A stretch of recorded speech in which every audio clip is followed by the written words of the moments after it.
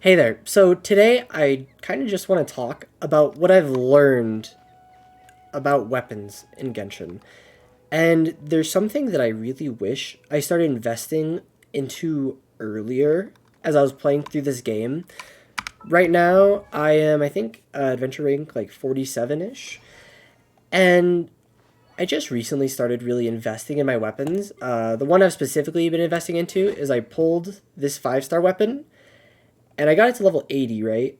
And this thing is giving me 60% more HP on this character that scales off of HP. And along with that, of course, it's giving me the extra 475 attack, which may or may not matter for certain characters. For me, I use Nilu as my main DPS, which is not conventional, but it's the way I want to play the game at the moment. She's my best character. And so getting that attack number on your main DPS is really important. So what I wanted to point out first with what I've learned about the weapons, and I've read like the math on this and stuff. Personally, I felt like I didn't really need to share the math, but it was something like 100% DPS increase depending on the level, which is massive, and that's if you're taking up your weapons to certain points. So pretty much, just leveling up your weapon is going to give you a huge boost to your character. You're just going to do a ton more damage. Again, I don't have the exact numbers on it because it changes depending on like the level of your weapon. So let me see if I can find an example. I don't think your weapon is very high.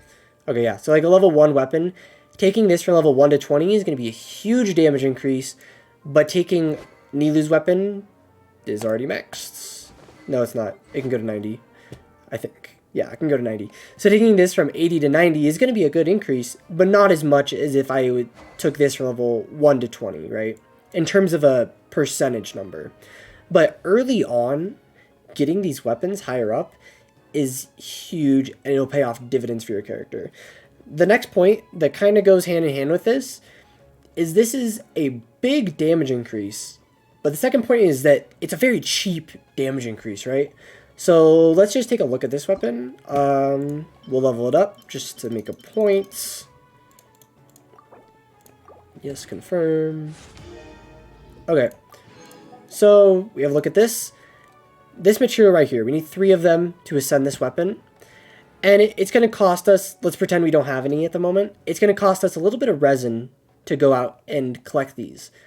But then for these 2 last materials, Ruin Guards don't take any resin to defeat, right? And so you can get these just by going out and killing the monster.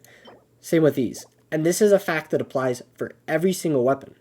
So it's really not that hard to ascend them in terms of how much resin it's going to cost you. Whereas, let's say we took a look at ascending Zhongling.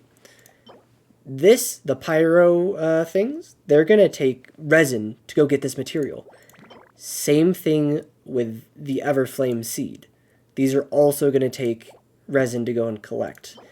These last 2 things are the same boat, but it's just the fact that leveling up your character is going to have 2 different materials in order to ascend it, as where the weapon only has 1. So ascending your weapon is really cheap to do and is a big power increase. So those are honestly the 2 things that I hear talked about a lot. And yes, it's great information. And in case you didn't know that, it's out there now. I'm going to assume you did know that. But this is the part that people don't talk about with weapons. And that's the fact, like, I don't use Zhongling that much anymore. A lot of people do, which is fantastic. She's a great unit. I personally just don't use her. But so if I leveled this Zhongling from level 50 to 60, if I don't use her, okay, like, if I'm never going to use her, maybe I do on some other team, it's not a huge increase to my account, right? But let's say Traveler right now I'm using, I might not be using him forever. However, his weapon right now, the Favonius Sword that I'm using, a lot of different characters can use this weapon, right? And so by investing into this weapon rather than the character, like, I hardly have improved his talents. I haven't improved his talents at all. But I've worked on his weapon quite a bit. And so if I get a replacement character for the Traveler, I can just move this weapon over onto that character. And so what people don't talk about with the weapons is how versatile they are. And that's just a super powerful component of the weapons. Now, not all weapons are versatile like this. For example, Nilu's weapon right here is an HP percent increasing weapon. Not many characters can use that. I think Bennett is okay with it, and Cookie is good with it. I don't have Bennett, but this is Cookie. She's decent with it. But yeah, and so her weapon doesn't transfer to as many characters, whereas the Traveler's, the Favonius Sword, is going to be able to be usable on a ton of different characters. And so that's kind of, I just wanted to quickly throw out those 3 little tidbits of informational weapons and kind of hopefully convince you that you should invest maybe a little bit more time and just a little more resin on them, because you're probably not investing any resin on them, because they improve your character a lot. It's not expensive to do it, and even if you stop using the character that's using the weapon at the time, you might be able to use that weapon later on down the road. So hopefully this helped you out. If you liked the video, make sure to hit the like button. If you're new around here, which I'm going to assume most people are, this is only my second video, please subscribe. It would mean a lot to the channel.